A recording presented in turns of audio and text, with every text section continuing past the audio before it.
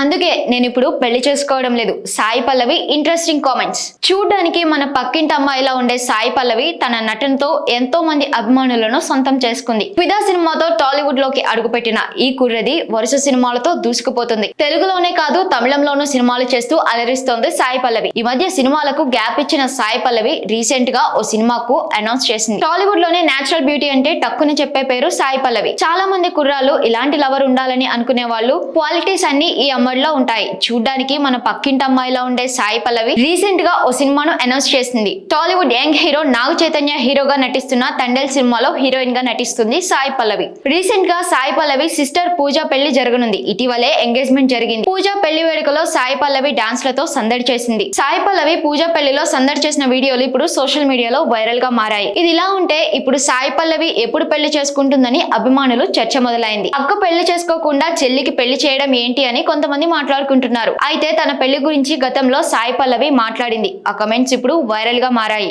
సాయి పల్లవి మాట్లాడుతూ, నాకు 18 సంవత్సరాలు ఉన్నప్పుడే 23 సంవత్సరాలకి వివాహం చేసుకోవాలని అనుకున్నాను. అలాగే 30 ఏళ్ల లోపు పిల్లలను కూడా కనేయాలని అనుకున్నాను. కానీ ఇప్పుడు పరిస్థితి మారిపోయింది. నాపై కొన్ని బాధ్యతలు పడ్డాయి. దాంతో పెళ్లి వాయిదా వేశా. సినిమాల్లో మంచి పేరు రావడంతో ఇప్పట్లో పెళ్లి చేసుకోకూడదు అని అనుకుంటున్నా అని తెలిపింది సాయి పల్లవి.